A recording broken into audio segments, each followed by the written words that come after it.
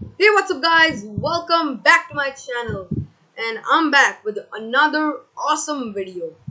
Well, actually I was having my examinations, so there was no video from 1 week. But now my exams are over, and so some super videos are gonna come.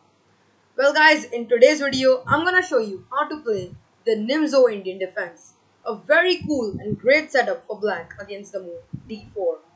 And this is the lesson 1 for Nimzo Indian. There are gonna be 2 lessons. So this is the lesson 1. So let's go. So white starts with d4, black plays knight f6. After the move c4, black plays the move e6.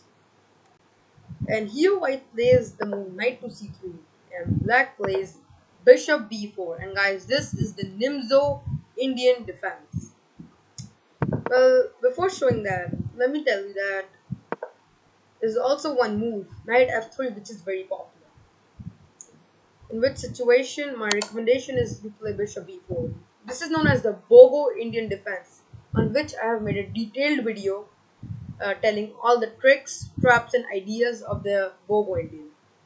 So you may watch that video. That's a very helpful video if you are an Nimzo Indian player, because it's not necessary that every time your opponent plays the move knight c3, what to do in knight f3. You can play the Bogo Indian.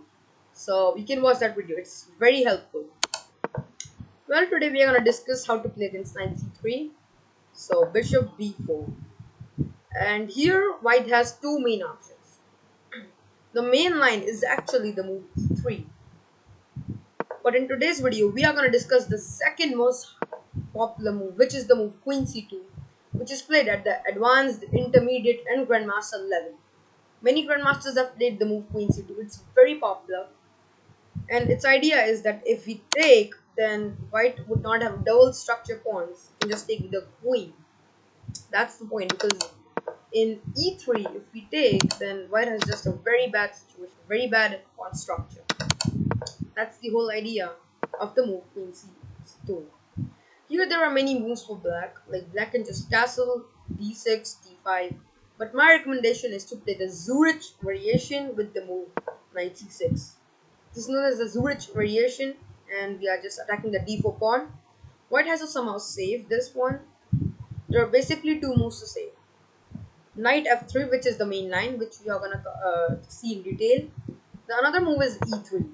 This is not the great option for white because this bishop is cramped. This bishop is just stuck in this pawn chain, and it's not that solid position for white.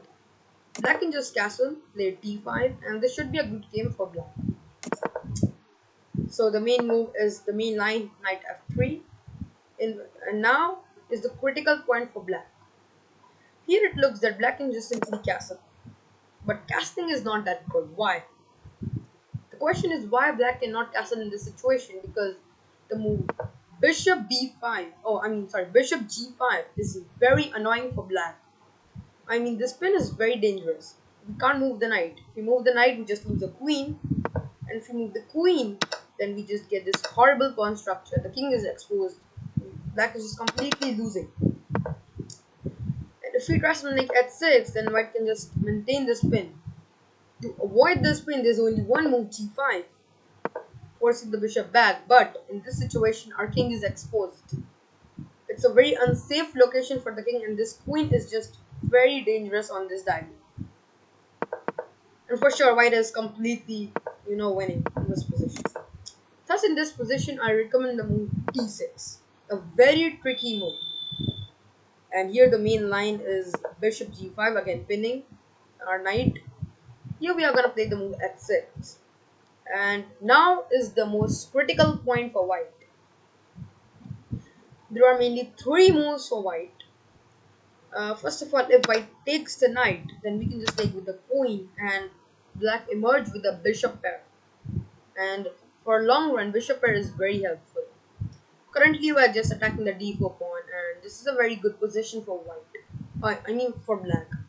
Black is completely winning in this position. The best move for white, you would not believe, is actually bishop d2. What?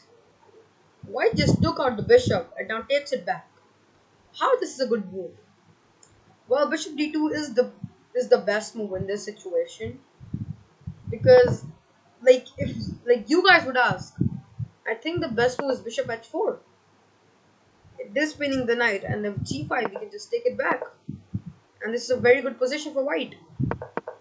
Yes, bishop h4 indeed looks a very good move, but instead it's a big time blunder for white. This is just a blunder move, and black is completely winning from here. How? Well, in this position we are going to play the g5, forcing the bishop back to g3, and now we are going to play a very tricky move, g4, attacking the knight.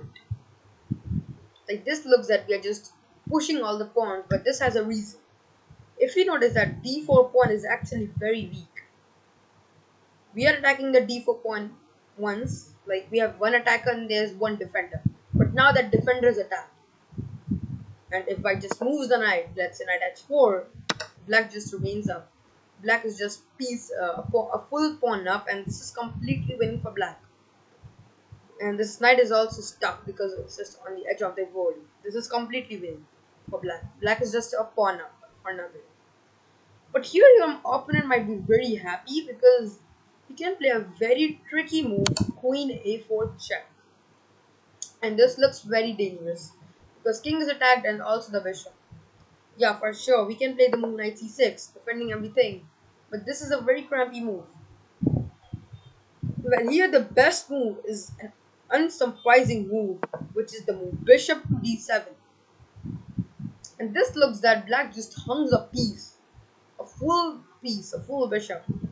That's not the case. The best move for white is just to take back the queen. In which situation we can just play e5, and this is a completely winning position for black. And these two guys, these two pieces are just enjoying the show. These are just audience because these are doing nothing. The knight cannot move anywhere, just on the edge of the board. The bishop cannot move. These pawns have just stuck the bishop. This is a very horrible position for white. The computer shows a 3-point advantage to black, which is just insane. The big question is, what if just white takes the bishop? Now white is just piece up. That's not the case, because here comes the super tactical move, knight to c2, a family folk, and the queen is gone. In d2, let's take the queen, and black emerge as a full queen up. I don't know why I'm saying just the different things, but for now black is just completely winning.